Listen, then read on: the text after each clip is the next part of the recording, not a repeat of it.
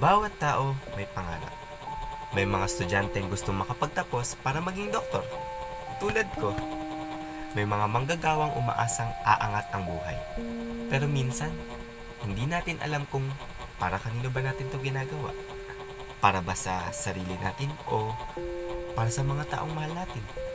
At paano kung isang araw, wala na sila? Alam nyo, sabi ko pa sa kanya, "Uy, huwag ka mag-alala. Kaya kong ipagsigawan sa buong mundo na ikay sa'kin mahalaga. Wala akong pake sa kanila. Wala akong pake sa sasabihin nila. Basta ikaw ang aking kasama, ako'y kompleto na."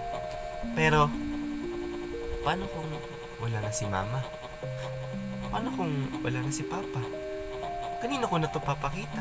Kasi, lahat ng to para sa kanila ko ginawa eh. Pero sa huli, hindi ko rin pala mapapakita. Sino pang magpapalakpak sa bawat tagumpay?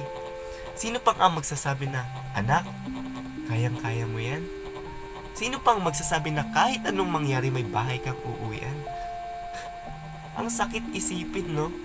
Na lahat ng pinaghirapan ko, lahat ng pagod at luha, lahat ng gabing halos hindi na ako natulog ay para sa mga taong hindi ko na mahagan.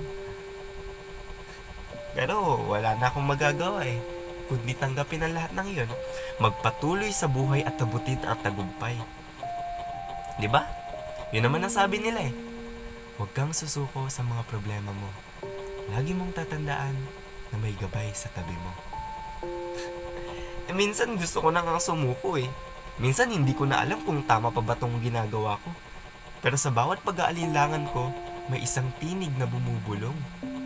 "Anak, magtiwala ka sa sarili mo."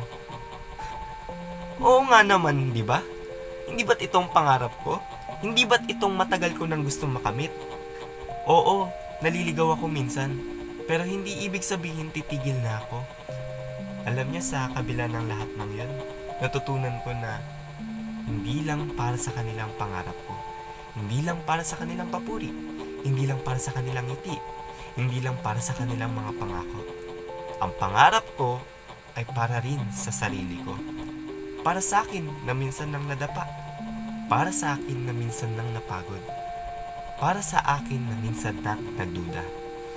Pero heto, nandito ako ngayon, patuloy pa rin lumalaban. Kaya, magpapatuloy ako. Hindi lang para sa kanila. Hindi lang para sa mundo.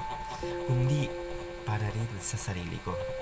Kaya ma, pa, kung darating man ang araw na hindi ko na kayo makakasama, huwag kayong mag-alala. Dahil sa bawat hakbang na gagawin ko, sa bawat pangarap na mararating ko, kasama ko kayo. Dito sa puso ko. At kahit kailan, hindi ko makakalimutan ang pagmamahal ninyo na walang kapantay. Muli, ako si Dance GND Calantas from Grade 12 STEM Del Mundo. Maraming salamat.